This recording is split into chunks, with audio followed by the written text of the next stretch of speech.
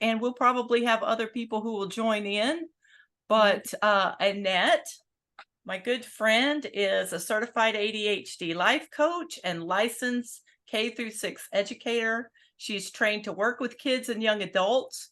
She is a retired elementary and middle school teacher and the mom of children with ADHD. She's been where you guys are and wanting to the best for your child, but not really sure what that is or how to get it. She has felt that frustration, that exhaustion, that heartbreak. So let's learn from her experience on both sides of that teacher parent conference table, and let's see what she has to say. Okay. And if you want to leave your camera on, I do encourage you to do that because it's so much easier to present to people when we can see your face. All right. So go ahead and share your screen, Annette, and we'll get started. All right. And if you have any questions that pop into your brain while I'm talking, if you want to throw them into the chat so that you remember them later, Mary's going to be monitoring the chat, or, Yes. so that we can, because we will have time for questions after I'm done yapping away. Okay. Thank you, Annette. Yes. Sure. Okay. Let me share my screen and we will get going here. Okay. Hold on. Come on. Come on. Slideshow. Wait. I just did this before and I had no problem doing it. Now, of course, I am having a problem doing it. You hit from beginning? Yeah. There we go. Okay. All right. So here we go. And thank you, Mary, for that lovely introduction. I appreciate that. Okay. So what we're going to be talking about today, as we said, is collaborating with teachers, working with teachers, and trying to do that without having conflict. Okay. My husband told me you have to start out with a joke in a presentation, so I don't tell jokes really well, so I put up some memes instead. So here we have the moms on the first day of school. Yay, they're gone. Okay. And then this is teachers on the first day of summer, thinking about, oh, all those parents, they have their kids. Now they're going to have to deal with what I dealt with for 180 school days. Basically, all of us are dealing with kids, as they say, it takes a village, it takes parents, it takes teachers, and it's very hard jobs on both ends of the spectrum. I'm not going to really go through this too much because Mary really went through all this. The major point of this is that I have been on both sides of this. So I have been a teacher. I have had students who have ADHD. I've had students who had 504 plans with over 20 accommodations on them. I've also been on the parent side of this. My son, who is now 32 years old, he has ADHD, and I actually was that parent who threatened to go to the ACLU because his 504 wasn't being followed, and it's a civil rights document. So I've been both of those people. And what we want to do today is not be that person who threatens the ACLU. So our objectives today, discovering why collaboration with teachers and staff are so important. We hear all the time, but what is the point of it? Okay. Let's see. Exploring the teacher's perspective, how to develop a strong relationship with your child's teacher, learning the best way to impart ADHD knowledge to your child's teacher. You know your child, and you know a lot about ADHD and how it impacts your own child, but there are ways to talk to the teacher about it that will make it it'll make it easier for the teacher to actually hear you. Okay. Communication do's and don'ts. And then resolving conflicts with the teacher. Even if you follow all these things, there still could be conflicts. And finally, evaluating when to escalate to administration. When does it make sense? When is it okay? And when is it important to go over the teacher's head? Okay. Okay. So why is it so important to collaborate with your child's teacher? This is just from one study that was done. Parental involvement in education has been shown to be positively correlated with children's academic motivation and achievement, attitudes towards schoolwork, self-efficacy, behavioral functioning, and social competence. And I thought this was really interesting because it's not, you always hear you should collaborate and you think, okay, this is going to help my child get better grades, but that's just the academic piece. It also helps your child feel more comfortable at school. Their behavior is going to be better. Their interactions with teachers and children will be better as well. So it really does the whole gamut. It's not just, oh, their grades will be okay or better.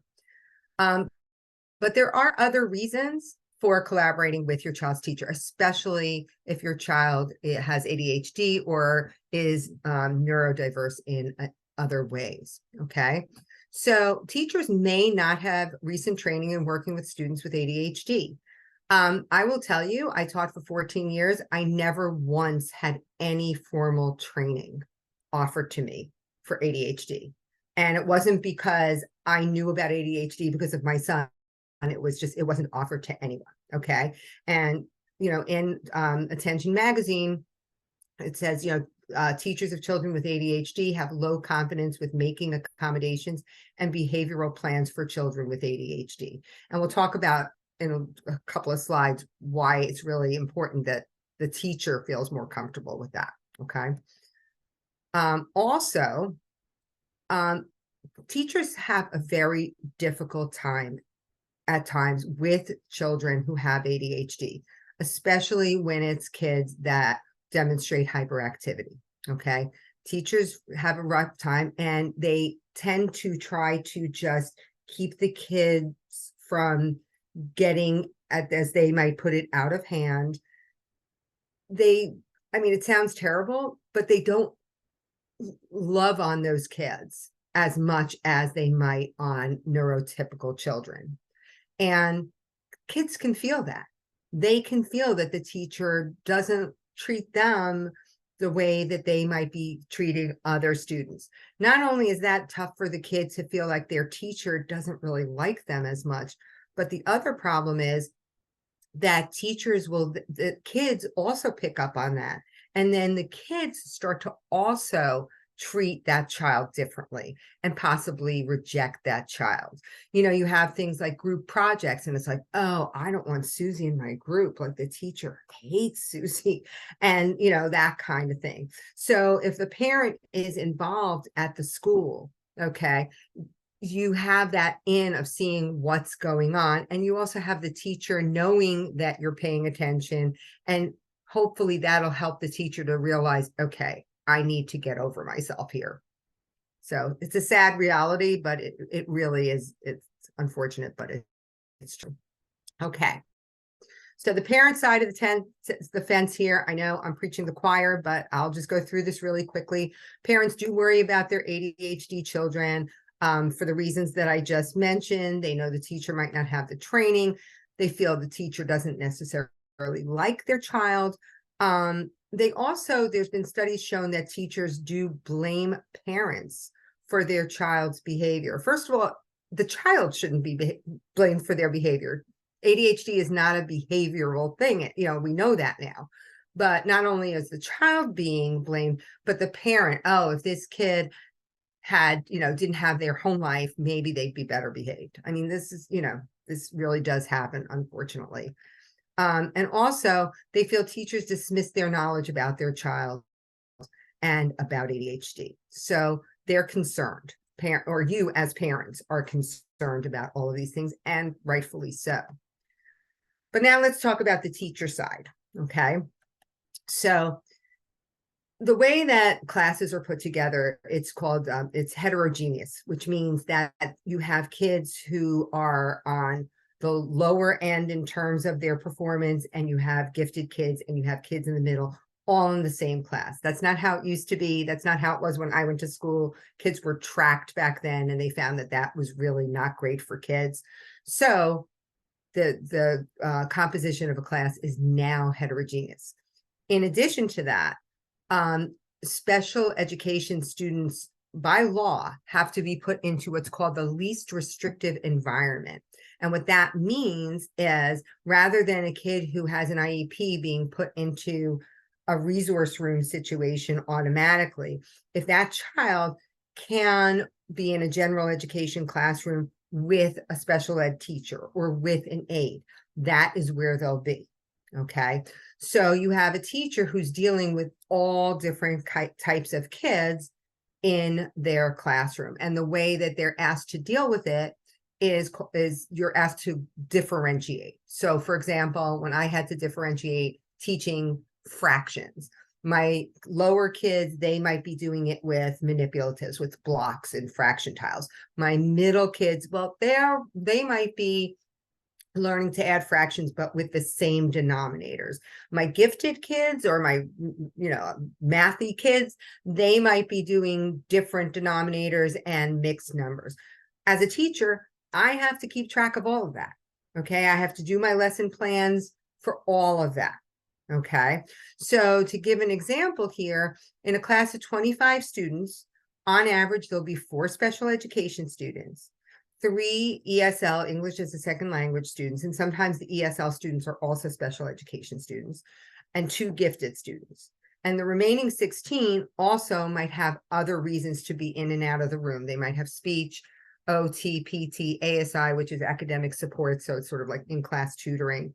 So you have a lot going on as a teacher. You have to have your eyes everywhere. Okay.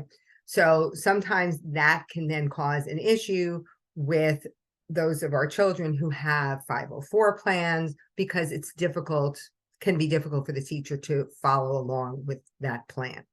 Okay. Another issue really comes out to who is responsible for ADHD students. Now, if a student has an IEP, okay, an individualized education plan, they are considered a part of special ed, and they will have a caseworker, and they will have a special ed teacher who is tracking them and helping them and teaching them. It might be in the gen ed classroom, but they will have that support. If they have a 504 plan, they're not part of special education. And what that means is the 504 plan is administered by the teacher. Okay. So if I have 4 students in my classroom with 504 plans, that means I have 4 kids that all have preferential seating. They might all have repeat directions. Okay. It is a lot for a teacher to handle. As I said, I had a student who had over 20 accommodations on their 504 plan. And it's a legal document. You have to follow it, but it was exhausting. It was very, very difficult to accomplish. In addition to all of this, teachers have to do their lesson planning and, differentiating, test score goals, professional development, communicating with parents, being advisors for clubs, coaching sports, hall duty. I'm not trying to get you to be like, oh, the teachers, they're the best and I feel so sorry for them at all. But I do want you to have an understanding of that, what they're dealing with, because if we can understand what they're dealing with, it's easier for us as parents to then work within that and get what is needed for our kids. Okay. So how can we do that? How can we get everybody on the same page? Okay. The first thing I want to say, and I know that sometimes people don't believe this, but this is the truth. It is the gospel. And I would bet my house on this. And I love my house. So, and that is, the teacher will never take how they might feel about you out on your kid. Okay. So even if you have a bad interaction with a teacher, several bad interactions, they're never going to take it out on your child. I have never seen that. I've never heard of it. Teachers go into teaching because they love kids and they want kids to be successful. Now, having said that, that doesn't mean you should go in and start screaming at your kid's teacher. That's not the way to do it. But if you are concerned about talking to a teacher about something going on in school because you're afraid that it will end up hurting your child, I'm here to tell you that that's not going to happen. Okay, so something to keep in mind and to give you the comfort to know that you can talk to your child's teacher about things, even if it's a little bit dicey, but we're going to learn how to do that. Okay, So how do we collaborate with teachers? And I have here, I'm in a rush to work with my kid's teacher because the letters of rush are what we're looking at here. And it involves respect both ways, respecting the teacher and the teacher respecting the parent, okay?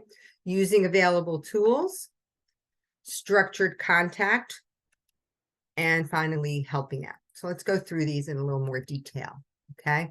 So first we're going to talk about how you demonstrate respect towards the teacher, and then we'll do the reverse, okay?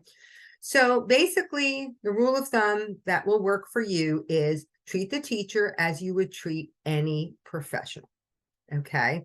So if you wouldn't do something, you know, or interact in a way with your doctor, your lawyer, your accountant, your hairstylist, don't do it with a teacher. And for example, people have the expectation that a teacher will always stay after school to help kids out. You know what? They might if it's arranged beforehand, but to just say to your kid, hey, ask your teacher if she can stay after school today to help you with these problems. Would you do that with a doctor? Would you do that with your hairstylist? Would you say, hey, can you just like do a little bit of like a highlight on me, even though you're done for the day? It doesn't work that way for teachers either. Okay. A lot of people think of teaching as a calling. Okay. It is not a calling. It is a profession. It is a career. It is a job. The only callings I know about have to do with religion, and teaching is not that. Okay. So having that expectation is not going to help you. Teachers do have a difficult job, plus families, personal responsibilities. In my years of teaching, I had to deal with my own kids' problems. I lost 2 parents during my teaching years.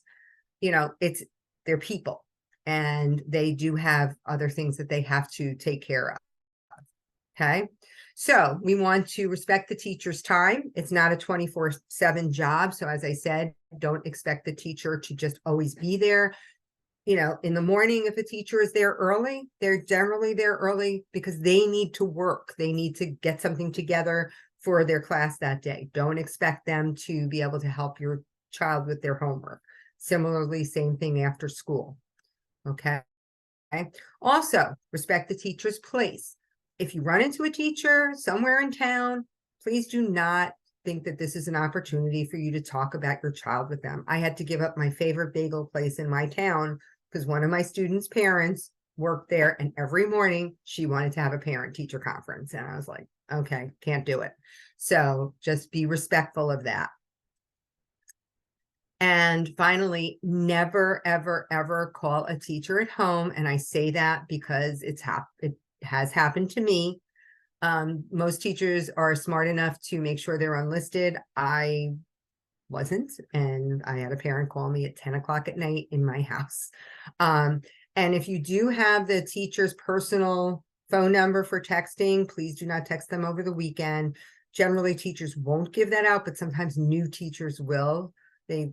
So just be respectful of that. Okay. Here's a very important one. Be careful with social media. Even if the teacher does not live in your town, they will find out what you say on social media. If you want to vent about your child's teacher, vent to your husband, your wife, your best friend, your mom, anyone you want to. Do not put it on social media. Okay. I know that sounds very clear and like, oh, who would do that? Oh, everyone would do that. It happens, and people talk, and suddenly, and again, the teacher is not going to take that out on your child. But when you call that teacher the next day and say, hey, could I schedule blah, blah, blah, they'll do it, but it won't be as flexible as if you didn't do that. And it's just disrespectful. So don't do that. Okay. So now we're going to talk about the reverse. You should expect teachers to treat you with respect as well. So if you send an email or call, that means that, you should hear back from them. Where I worked, it was the next teaching day. You should get a reply back. Even if that reply is just, I got your message, let's talk later this week if possible, like that kind of thing. Okay.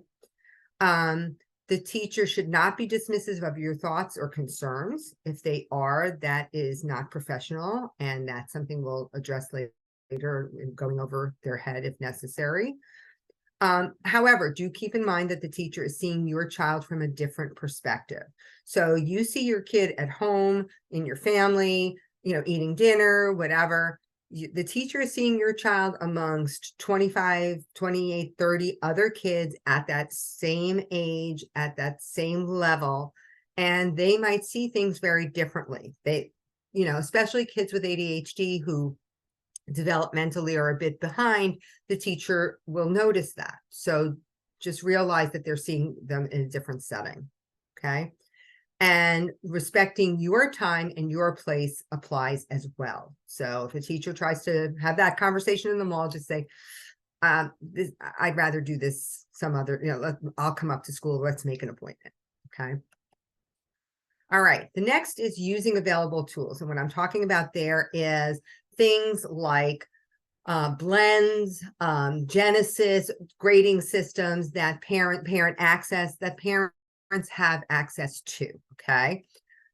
If you have access to your child's grades or their progress, you should be regularly checking for missing assignments and poor grades, and also for good grades and great performance too. Don't wait for the teacher to come to you. A middle school, high school teacher has over 100 students generally. And by the time they get to you, you could have already had addressed that. So you're going to lose time for your child if you wait on the teacher. Just a little note here also, you can use Google Classroom to see assignments. However, you cannot rely on it to see whether your child has done their homework or submit, because they can submit blank assignments. And that was a big thing over COVID. Yeah, I did all my work. And it's like, no, there was nothing in the assignment. So that's just a little heads up there. But use those tools rather than waiting for the teacher. Okay, structured contact. So teachers' lives are extremely structured. Teachers live by the bell. If you are friends with or know a teacher, you've probably heard them say more than once, oh gosh, it's summer, I can use the bathroom whenever I want, okay? Because teachers can't do that. And so as a parent, your best bet is to take advantage of that structure and set up structured contact. If you would like to hear from a teacher every week, every other week, whatever it is, say, let's set up a time that we can do this if you want to talk to them, or could you email me every Friday or whatever? Because then a teacher will put that into their plans, into their calendar. There'll be a Post-it note on their computer, and you will hear from them. If it's random, it can be very difficult. You'll probably have to wait for the teacher to have their next break. So it's definitely a good way to make sure you have that contact. As far as working with the teacher to determine how often is necessary, the method and when, definitely pay attention to what method the teacher would like, okay? If the teacher says, please email me, if you call, it's going to be tougher for the teacher to get back to you. You cannot call a parent when there are students in the room. So it's got to wait until that next break that the teacher has. If it's lunchtime, they need to eat their lunch. It can really delay things. If you send an email, they can glance at it, even with the kids in the room, and they can send back a quick, I saw your email, let me get back to you later or something, so you'll know you've been heard. As far as how often, that's for you and the teacher to discuss, but you get a say in that. If it's going to bother you to not hear from that teacher more than once a month or something, you say so. Say, look, I know you might not feel that it's necessary, but last year I had a really rough, Susie had a really rough time, and just until I feel comfortable, I'd really like to hear from you once a week. I think most teachers would go along with that, okay, especially if it's an email contact. And finally, help out. This is a very visual way for your kids to see that you're involved, and that you're working with the teacher. There are many ways to help. I'm sure you're aware of them. Chaperone a trip, help out in a classroom for parties, projects. Those things are all, teachers appreciate that stuff. Kids appreciate that stuff. Join the PTA. Here's one you might not have thought of. If the teacher does something great, or your kid just adores the teacher, shoot a quick email to their principal, to their administrator, and say so. Okay, say, I met with, Mrs. Lang, and she really, helped me understand what's going on in the classroom. I just wanted to let you know, especially for new teachers who really need that. They want that reinforcement for themselves, but also they want their bosses to know that they are doing a good job. So it's a really quick way to do things. Also, just while we're on it, I know the holidays are coming up, and so people tend to give teachers gifts. You've heard this, but it's really the truth. A teacher would rather have a drawing from a kid than a candle. Okay. So if you can get your kid to do a card or whatever, they're going to say, I don't have any of the candles kids gave me when I was a teacher, but up on my wall here, I have pictures that kids drew. So that should tell you something. Okay. Save your money. Have your kid do the work. Okay. So, and finally, you can also give your child's teacher information about ADHD. And we're going to talk about that right now. So again, it's a tricky area because parents feel like the teacher doesn't think they know what's going on. And then it's also kids, the parents want to give information. The teachers sometimes don't seem very accepting of that. Part of that is they might feel like their professionalism is being challenged a bit. Also, most teachers know that they don't know enough about ADHD. And so they might be embarrassed also. So you want to give the information in a way that's not putting them in the hot seat. Like, how do you not know? Blah, blah, blah, blah, blah, blah. So I put together what we call sentence stems, which is what we give students to get them to start sentences. And basically some of these are, I'm not going to read through all of them, but it's basically sentences or ways to tell them about different things that work at home, showing that this is something at home and it might be different in the classroom. So sort of letting them have their realm in the classroom, but this is something that's worked for us. My favorite, and this doesn't have to be true, but it's a good one to use, is his doctor recommended X and it's worked really well. Teachers will say, oh, okay. Should they listen to you as well as your child's doctor? Of course they should. But in reality, this has some clout. P.S. It does not have to be a recommendation from the doctor. Nobody's going to check. Feel free to use it no matter what. Okay. All right. And then if for some reason you are having difficulty with the teacher's attitude about this, your next step would be to go to the mental health team at the school, the guidance counselors, caseworker, if the kid has an IEP, school psychologist. Don't badmouth the teacher. Just say, like, the teacher is busy and I wanted to just share this information with you. And then they can impart that information to the teacher. And they will. Okay, so some of these do's and don'ts we've already talked about, but we'll just go through them really quickly. Setting up regular communication with the teacher, structured communication. Do send a follow-up email after any verbal communication, documenting and clarifying what was said. Okay, this is documentation that you want to have. So when the teacher says, oh no, I never agreed to this, you have it right there. And also because sometimes when you're speaking to someone, they think you said one thing, you think you said another. It's just a good practice to have. Be respectful in your communications with teachers, administration, and staff. And staff includes school secretaries, the lunch aides, everybody at the school. Word travels in a school really fast. Okay. And I think we all know that the school secretary is really the one who's in charge of the school. So you want to make sure that you are being respectful and kind to all of those people. It's only going to help you when you want to talk to someone there, and it's going to be good for your kid as well. Okay. Also, do be aware, teachers talk, so be consistent. Don't say to one teacher, oh, my kid is sick, and the other teacher who you might be a little more friendly with, oh, I took Johnny out today because I wanted to take him to see the Christmas tree in the center of town. Be consistent. Teachers will discuss.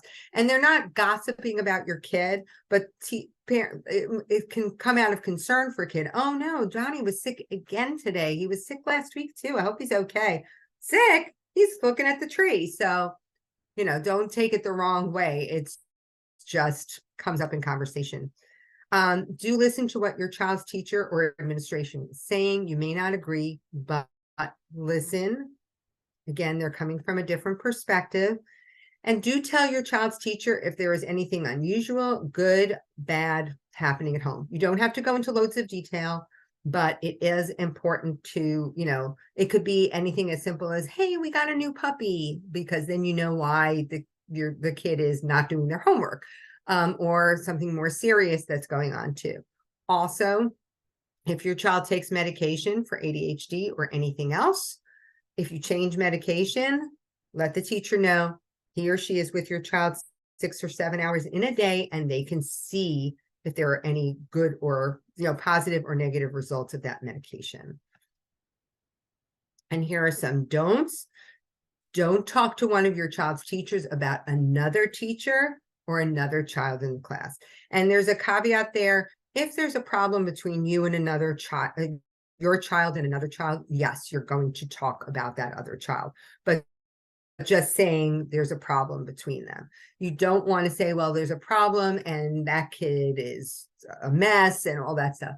It's not helpful. And talking to your child's teacher about another teacher, again, not helpful, and puts your child's teacher in a really awkward position. So try to avoid that if possible. This is one, and this goes against every article I've ever read about establishing a relationship with a child's teacher. Do not try to set up a meeting with your child's teacher before the school year starts, right after the school year starts, or during standardized testing. The teacher has no time, no bandwidth before the year starts or the first week or two to meet with a parent. Okay. You can shoot them an email saying, hi, just want to let you know, Susie has a 504 plan, which the teacher already knows, but okay. And I'd love to be able to sit down with you once the year is underway, and leave it there. Teachers are, if you meet with a teacher, then they're not going to be listening to you in the same way that they would 3 weeks into the year. Okay, got too much going on. So when you see that in an article, as a real teacher, no, okay, not a good idea. And finally, don't come in hot, yelling, trying to intimidate, name call. It's not going to help the situation. It's not going to resolve anything. And if it's going to actually limit your access to the teacher, because what will happen is the teacher will say to you after a certain point, I'm not going to meet with you or speak to you without my principal present. And then at that point, you now are dealing with a teacher who now you have two different people who have to agree to meet with you. So it's not going to help. It's only going to make things worse. Okay. So let's say you do all these things and you still have a conflict with a teacher. What can you do? Okay. The first thing is define the problem, be specific, and try to leave your feelings out of it. So if the example is, I'm not sure my child's 504 plan is being followed. Okay. That's the problem. Are you angry? Of course. Are you frustrated? Of course. But let's just stick with the problem here. Okay. Step 2, explore different points of view. Talk to your child. What's going on? Are you not getting extra time on a test? Do you need extra time on a test? Find out what's happening from your child's point of view. Okay. Especially important when you're dealing with the middle school and high school ages, because those kids generally will be like, please don't make a big deal. I will handle it. But still, you want to talk to your kid before you go any further. Okay. Then either meet with the teacher or speak on the phone, allow them to tell their side, listen calmly, don't accuse them of anything of, you don't like my kid, you've treated my kid badly, hear what they have to say. So in this 504 example, the teacher might say, your child's never asked for their additional time. Okay, how can you resolve that? Maybe your child needs to be told they have this additional time. because maybe they're rushing through because they don't know that. Okay, so try to follow, try to find some sort of resolution, but try to stay as calm as you can. And lastly, readdress the issue shortly after the meeting. If the teacher has agreed to remind your child that they have extra time, ask your kid, has your teacher done that? If that hasn't happened, or your child says it hasn't happened, go back to the teacher. And again, this is where that follow-up email is important, because then you say, when we met, as per my email, you agreed to blah, blah, blah. Okay. So those are basically the steps. And the most important thing is to try to keep your emotions out of it as best as you can. Okay, so you try all of this and nothing's working. When do you go to the teacher's supervisor, to the principal, and beyond? There are some very basic points here. The first thing is always start with the teacher. Okay, and I'm going to give you an exception to that, but a good principal will say to you, did you discuss this with your child's teacher? And if you say no, they're going to say, you need to start with the teacher first. Okay, so always start with the teacher. The only time you're not going to start with the teacher is in a situation where you feel there's been any sort of inappropriate behavior on the teacher's part. If that's the case, immediately go over their head. Don't worry about starting with them, because that's not needed in a case like that. Hopefully that never happens. If your child is being harmed or bullied and you don't get a response within one teaching day, you go above their head. You don't, as a teacher, if a parent told me their child was being bullied, I responded to that right away. A kid should not have to face that for any longer than they already have. And if they don't get back to you within one teaching day, you go to their principal. Okay.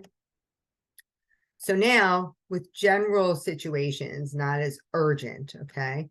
If you've contacted the teacher 2 to 3 times about a non-emergent issue and you haven't gotten a response, then they're ignoring you or something's going on, you need to go over their head. If a teacher tells your child or you that they've given up on your kid, or calls your child names, and teachers do this, and they sometimes, not all, but there are teachers, they think they're being funny. They call your kid a space cadet. They might call your kid, lazy bones or whatever it is. It's not funny. It's not appropriate. It's not professional, and your kid shouldn't have to put up with it. Excuse me. So if a teacher says that, even if you go to the teacher will probably say something like, oh, I was just fooling around. Okay. Just go over their head. It's okay to do that. If the teacher doesn't acknowledge your child's ADHD as something real, if they say, oh, it's an excuse, it's laziness, he's acting up, this is not someone you're going to have a constructive conversation with. Again, you can go to the child study team or the school psychologist, or to the principal. And finally, if your child is scared of their teacher and the teacher doesn't change their approach, and sometimes teachers don't know that. I mean, I did once have a parent tell me, not that their child was afraid of me, but their child thought I hated them. And I did not hate this kid at all. And I don't know, I didn't know even where that was coming from. But as soon as the parent told me, first of all, I felt terrible. I felt awful. And then the next day, I sat down with the child and I asked, I heard that you think I don't like you, and that's not true, but tell me what I'm doing that's making you feel that way. And it was something as simple as, like, I raise my hand and you don't call on me. Okay, so now I called on the kid and I did some extra things to make sure that the child knew that, in fact, she was not hated at all. And, in fact, I liked her very much. But if you tell a teacher that, 99.9% of the time, they will act on it and change their tune completely and feel awful, and it will weigh on them. If the teacher says, well, they should be afraid of me or whatever, you're not going to have a constructive conversation with that person. Okay. And that's when you can go over their head. And that is all I really have here. So hopefully the information I've given you has helped you a little bit with not fearing going to the teacher if something's going on, but also knowing how to handle it. So if you have any questions, I'm ready. Hey, so though that's a great and beautiful presentation, Annette. Thank you so much. So, if you guys want to ask a question, everybody can go off mute, and you can either wave your hand at us and we'll call you, or raise your hand in the reactions window. But as we're waiting for people to kind of think about what their questions are, when you said that teachers are not trained in ADHD, it kind of reminded me of almost at first conversation I have to have with every set of parents, is that all of us brought up under the behavioral paradigm, right? That if you can't didn't do something, was only one reason, and that's because you didn't want to do it. And the fact that ADHD was considered behavioral until 2000.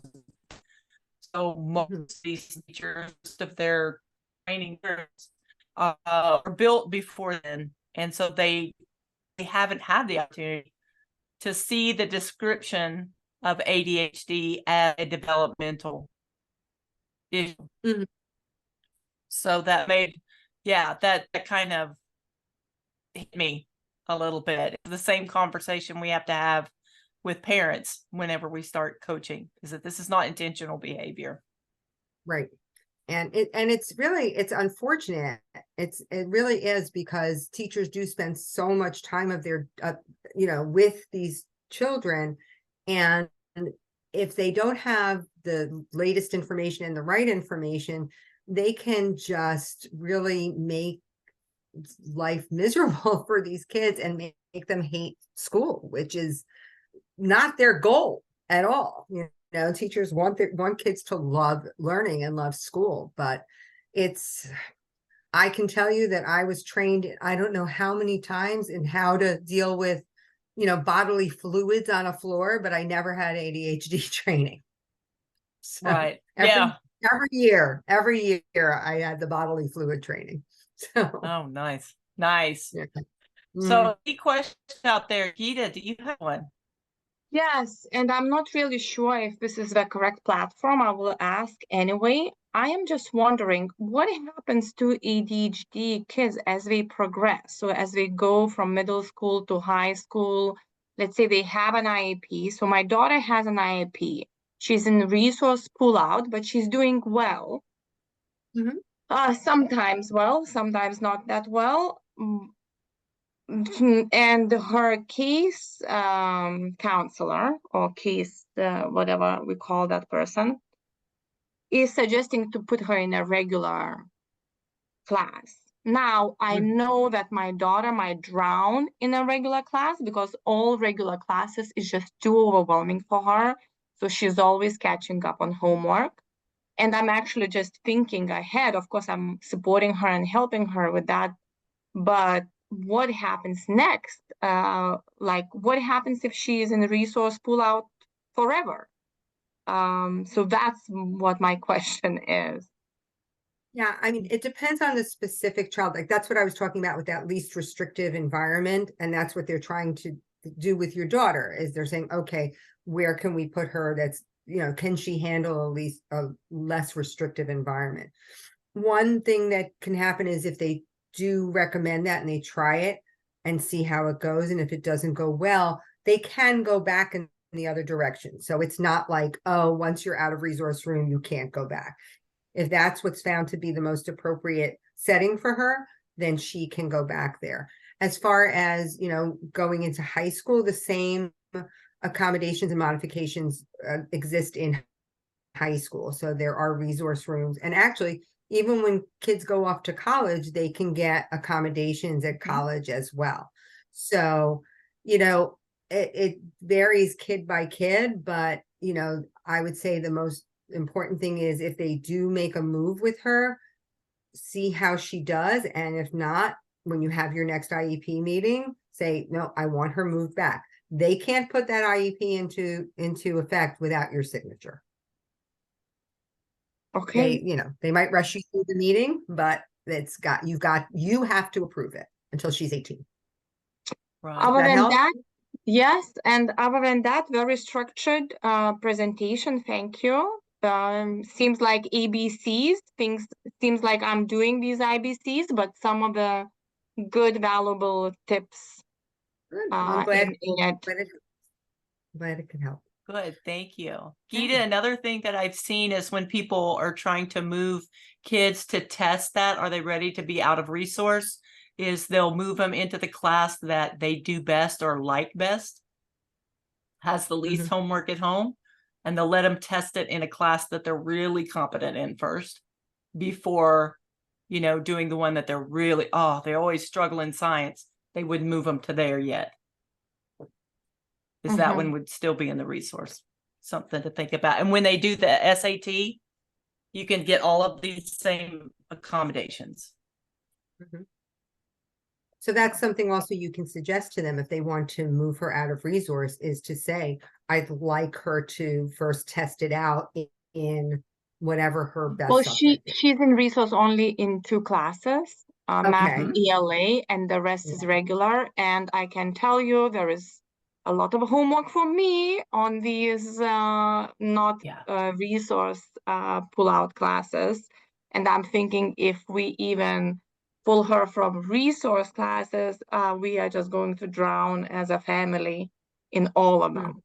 So Yeah, and I would tell them how much homework you have at home. Yeah. Who do I tell? Her case manager? Her case manager.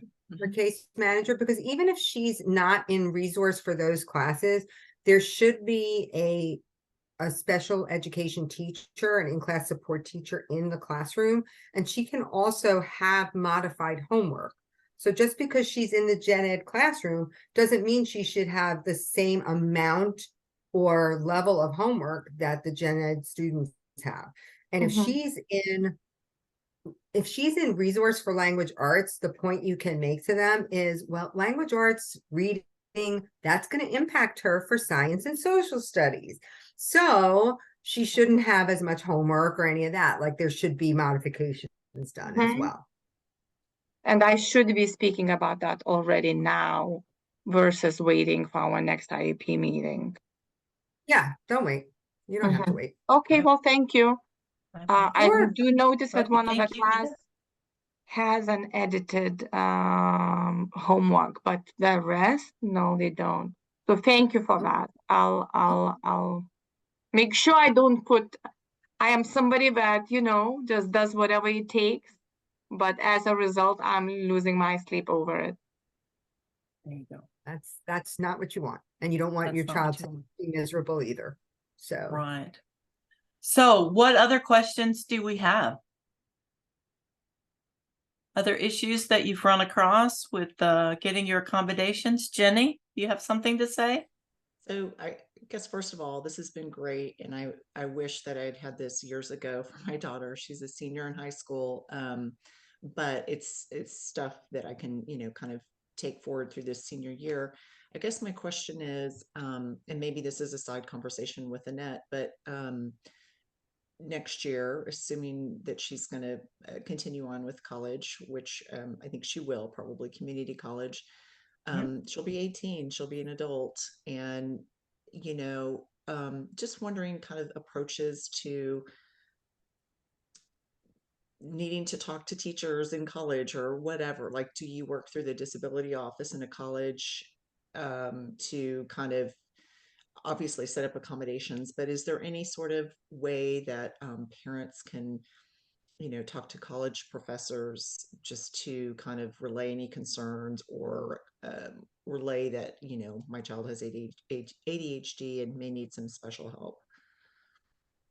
I think it probably varies by school. As far as I know, though, parents are generally not part of the equation. And in fact, in order for you to even see her grades, she has to give you permission, right, to see them, written permission, which killed me when my kids went to college. I'm like, I'm paying the bills. What do you mean?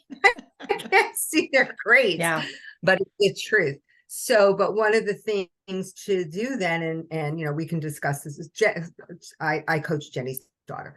So one of the things we can talk about is her learning to advocate for herself. Yeah. This now, when she's in a more comfortable situations, and practice that so that she's more able to do that. Also, she will be able to go to the disabilities office, and there's school, there's counseling offices. There are different resources that will help her. Mhm. But yeah, that's probably something that we want to talk about on the side and maybe work Yeah. on a little bit. Yeah. Yeah. Okay, great. Thank you. Yeah. Great question. She's a lovely girl. I love that kid. Oh my God. I just Yeah. love her. Yeah. She loves you too. Great. Good. Great questions. Anyone else?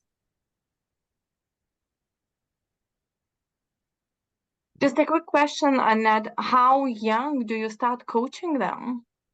It's a good Your question. clients? How young? Well, when I'm any under middle school age, I'm actually coaching the family as opposed to working directly with the child. Middle school, I am sort of doing both. I'm coaching the family, but also working with the child, you know, here and there on different things. Like, you know, middle school parents, the first thing they always want is for their kids to clean their rooms. That's you know, so we work on like things like that. And then in high school, that's when I'm actually coaching just the child. So, you know, I would say I start coaching parents to coach their own kids when their kids are like 5, 6 years old. You know, but again, I'm at that point, and you know, I work with Mary has developed a program, Chaos Free Family, that you know basically takes parents through everything you need to know, and everything I wish I had known when I was parenting my younger children. And so that's how we work with the families with that program, and then also with either group coaching or private coaching. So Right. And some of you may not know this, but the treatment guidelines for 11 and under are actually parent coaching. That is the treatment. So, yeah. Yeah. That is part of the treatment. So. Well, I'm definitely interested to explore. I believe I found one of you, and that's how you ended up in my email. So I am looking for different tools how to support my child and myself in navigating this ADHD world. So I'm definitely interested to explore coaching. Okay, well, Good. So, right, do I have? Yeah. So, and pardon me. I was going to say, do we have the information, right? We have names and email addresses. And so Annette will get a copy of all the names and email addresses. And so she's going to be able to reach out to you. But Annette, in the meantime, why don't you tell them how to find you?